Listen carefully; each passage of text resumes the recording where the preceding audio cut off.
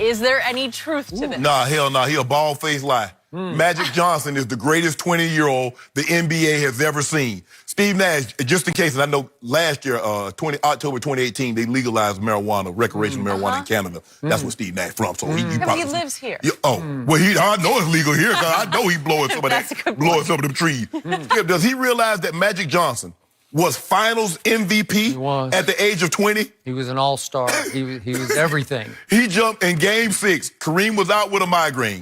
He jumped center. This is rookie year. Rookie year now. At 20, he had just turned 20 at the start of the season. He jumped center. 42, 15, and 7. That's what he put up.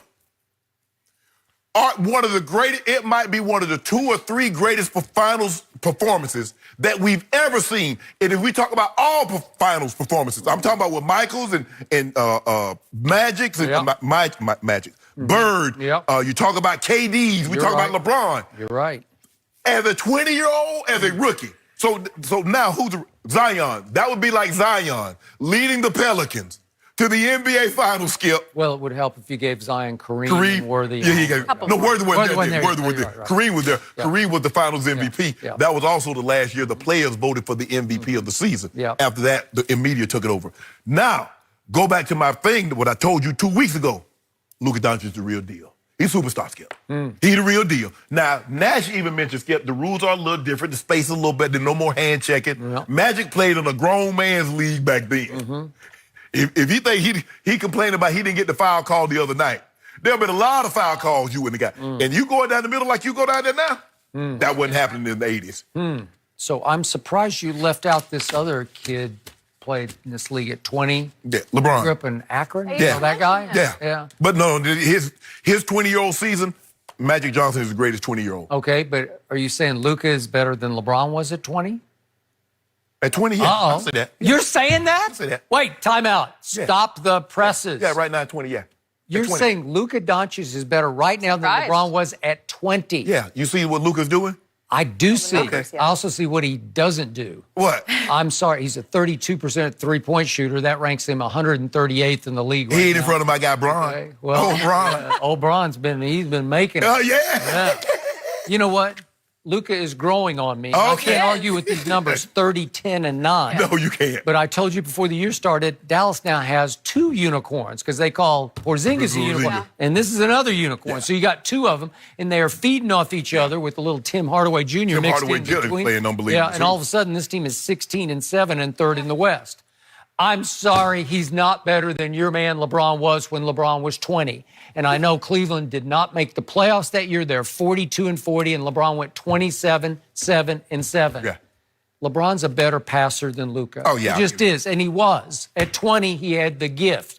Luka is a terrific young playmaker. I'll also remind you, at 15, he was playing pro basketball in Europe at a high level with grown men. Yes. So he had an unfair advantage. So it had been like he was playing with, when he came into the league as a teenager, it's like he had been playing with grown men for 5-6 years. That's different, but for Nash to say, okay, I guess he forgot what Magic did. Well, I say he's forgetting what LeBron was at 20 because he was something now. He was a force. That's how he's like, not the GOAT, but he was something. He's been doing. So now we're on opposite sides of the table on this one because I'm going to defend him because he had a grown man's body when he was like 16. Yeah. And at 20, he was a dominating force in this league. And he could play bully ball when he was 20. But the thing, can you imagine, Skip, even from when LeBron first came into the league to where it is now, the league was different. You still had guys, it was still a physical game back then. Now the space, it's all about space. Can you imagine if LeBron would have, now, with the way guys can get to the basket, LeBron would have just 30 points, just on layups and dunks. Okay. So I don't see the physicality in Doncic yet. No, that's not his game. It's not. It's all finesse. Yes. He's a finesse rebounder. He's an instinct rebounder. Like he's seeing the bounce before. But Skip, that's how most Europeans are. Most Europeans are not. They don't play that brand of basketball. Yeah, and I can't get it out of my craw that night in Dallas. Yeah. That Friday night when you guys won on LeBron's weird kick out to Oh, Danny Green. he kicked it to him? But you saw what Dwight Howard did to Doncic. Kicked him right in the face, not literally, but he hit him upside the head. And Luka kind of checked out for the rest of the game. You see Dwight? He caught him off guard. Okay. But like I said, I think the thing is, Skip, is that sometimes we become I think you coined the phrase prisoner of the moment, is that we look at what Doncic is doing, but you do realize Magic came in the league at a different time when it was a grown man. Can you imagine? Imagine, like, you might go down the lane once, Skip, but you weren't going to bring your ass back down there again because they were laying you flat of your back. Totally agree. No. I mean, those guys didn't play back then. And they were starting to get the old guard out, the tough 70, the bully really. But then here come Pat Riley going to, he brought it back.